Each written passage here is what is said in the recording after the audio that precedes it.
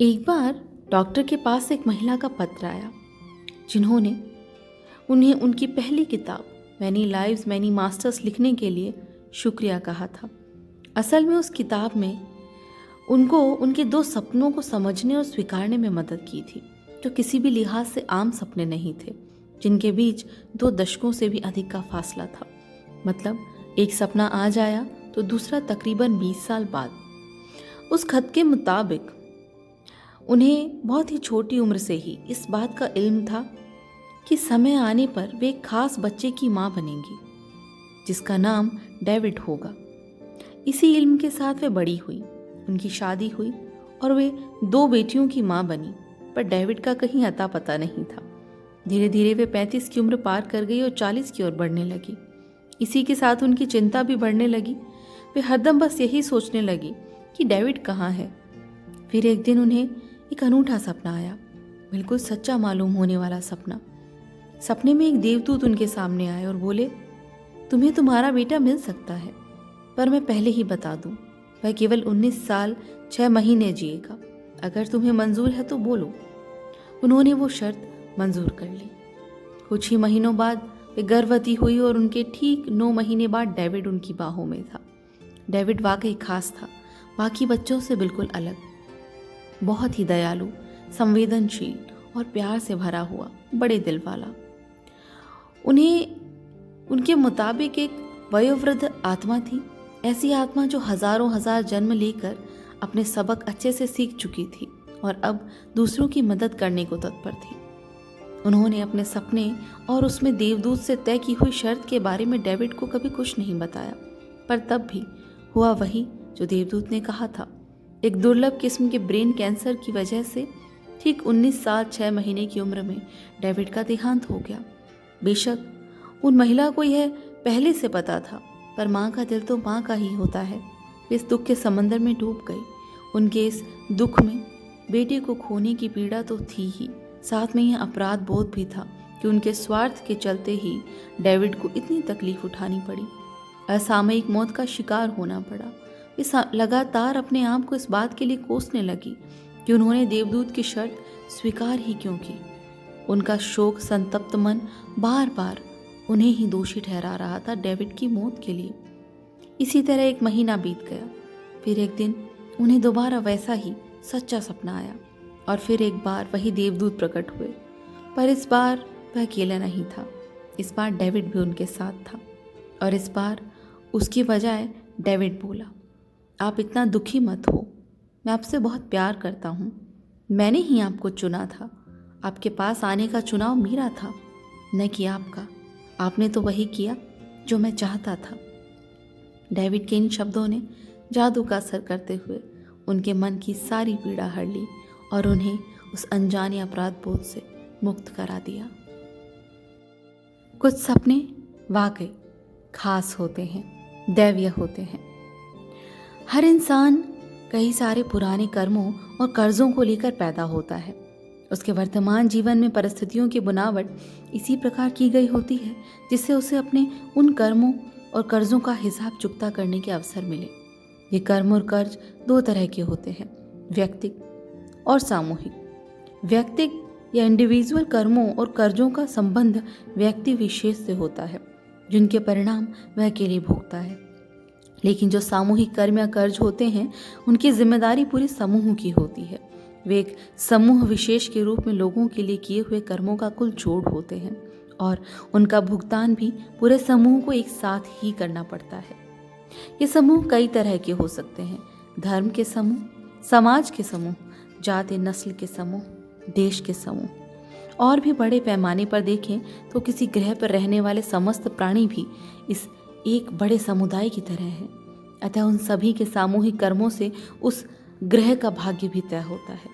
उस ग्रह पर घटित होने वाली प्रमुख घटनाएं तय होती हैं, पर चूंकि हर व्यक्ति एकाधिक समुदायों का हिस्सा है, उसके व्यक्तिगत कर्मों और कर्जों का प्रभाव उसके समूहों की नियति को भी प्रभावित करता ही है। जिस प्रकार परिवार के किसी एक सदस्य के अच्छे या बुरे कर्मों से पूरा परिवार प्रभावित होता है, उसी तरह किसी समुदाय में रहने वाले प्रत्येक व्यक्ति के व्यक्तिगत कर्मों का फल पूरे समुदाय के संयुक्त फल को प्रभावित करता है। धरती पर रहते हुए तुम जो भी करोगे उसका अच्छा या बुरा परिणाम तुम्हारे साथ साथ पूरी धरती को भी मिलेगा, उस देश को भी मिलेगा जिसकी सीमाओं में तुम रहते हो। और इन तमाम व्यक्तिगत व सामूहिक कर्मों का संयुक्त प्रभाव उन लोगों को भी प्रभावित करेगा जो अभी अभी धरती पर पैदा हुए हैं या निकट भविष्य में होने वाले हैं। कोई भी अपने पूर्वजों के कर्मों व कर्जों से अप्रभावित नहीं रह सकता। किसी परिवार विशेष या धर्म विशेष या जाति विशेष या देश में जन्म लेने वाला व्यक्ति जन्म से पहले ही उस परिवार, धर्म, जाति और देश के सामूहिक कर्मों का उत्तराधिकारी हो जाता है। कोई भी कर्म सद्कर्म तभी बनता है जबकि वह सत्य और प्रेम को खोजने, प्रसारित करने की दिशा में किया गया कर्म हो। सही समझ व आत्म साक्षात्कार की ओर ले जाने वाले कर्म मुक्त करने वाले कर्म होते हैं। लेकिन जो कर्म सत्य को बढ़ावा देते हों, अलगाव और अज्ञान को बढ़ावा देते हों, द्वैत की भावना को प्रबल करते हों, दुख, संताप, डर, घृणा, हिंसा को जन्म देते हों, जो झूठे अहंकार को पुष्ट करते हों, वे पाप कर्म होते हैं, बांधने वाले, कर्ज चढ़ाने और बढ़ाने वाले। अच्छे कर्म व्यक्ति के आध्यात्मिक विकास को गति देते हैं और सच्चे स्वरूप को जानने में उसकी सहायता करते हैं।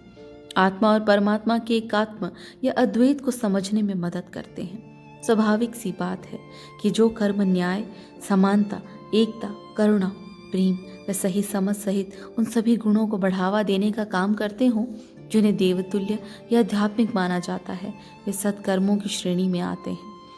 सत्कर्मों का फल बंधनों से मुक्ति के रूप में होता है, दुखों, कष्टों व बीमारियों से छुटकारे के रूप में होता है। सत्कर्मों के चलते व्यर्थ की इच्छाओं और असंतोष से पीछा छूट जाता है, अविवेक दूर हो जाता है, अतीत और भविष्य की निरर्थक चिंताओं से बचाव हो जाता है और व्यक्ति की इच्छा ईश्वर की इच्छा से जुड़ जाती है। फिर उसके मन में उन्हीं चाहतों का जन्म होता है जिनमें सारे जगत का कल्याण हो। इसके विपरीत जो गलत दिशा में किए जाने वाले कर्म हैं, उनके फल दुख, दर्द, वासना, महत्वाकांक्षा और बीमारियों के सिवाय कुछ नहीं होते। इस तरह के कर्म आपको माया में उलझाते हैं। जितना आप अपनी वासनाओं को तृप्त करने का प्रयास करते हैं, उतनी ही आपकी प्यास और बढ़ती जाती है। हमारा लक्ष्य दुनिया जीतना नहीं बल्कि दुनिया का सच जानना है। मनुष्य के रूप में हमारी आपस में कोई प्रतिस्पर्धा है ही नहीं। हम यहाँ एक दूसरे से आगे निकलने या दुनिया जीतने नहीं आए हैं। हमारा एकमात्र ध्येय है अपने डर और पूर्वाग्रहों को किनारे करके खुद को प्रेम और सही समझ के लिए खोल देना, अपने दिलो दिमाग पर पड़े पर्दों को हटा देना ताकि एक नई रोशनी भीतर आ सके और उस रोशनी में हम अपना और दूसरों का सच साफ साफ देख सकें।